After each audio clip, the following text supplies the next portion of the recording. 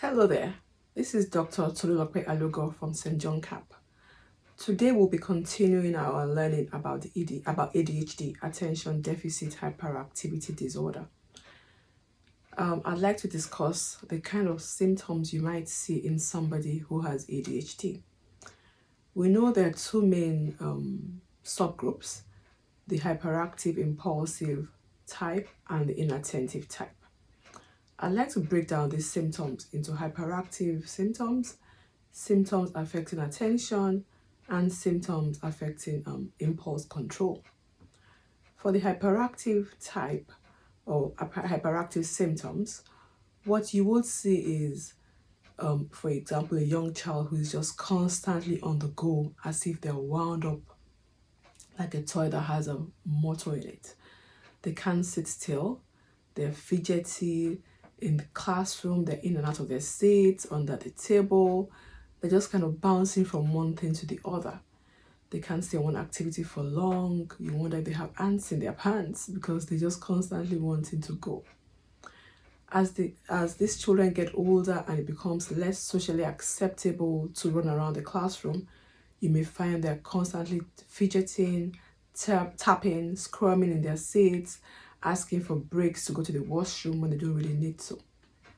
Adults may just be constantly tapping their knees or their toes, just moving around or squirming as well. They just cannot sit still. Flicking a pen, for example.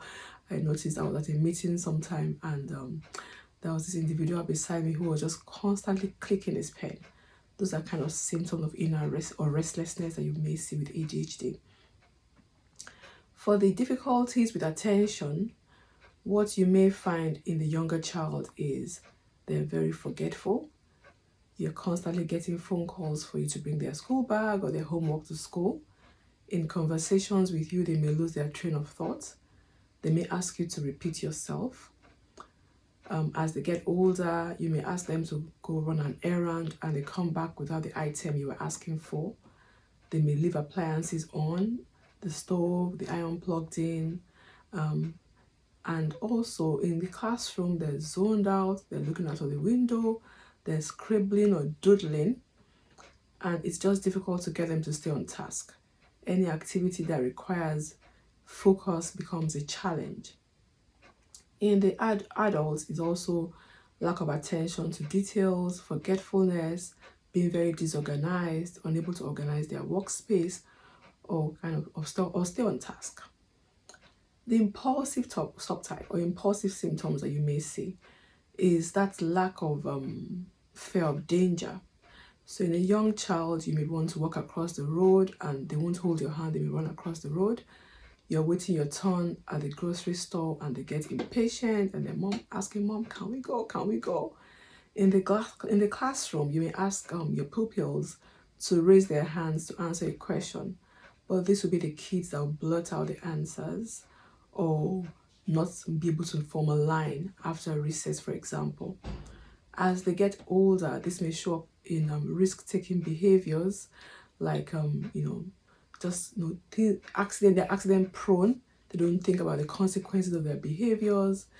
Where there are other challenging behaviors, they may be involved in taking items that don't belong to them.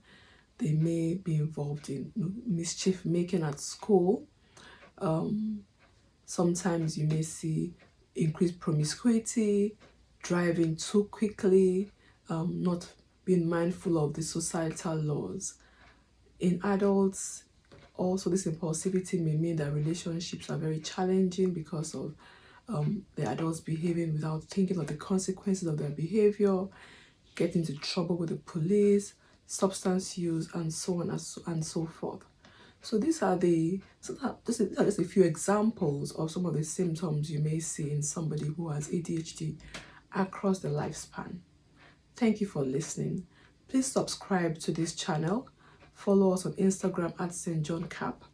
Also, subscribe to our newsletter and look out for information on courses, webinars that will provide more information to you on mental health education. Thank you.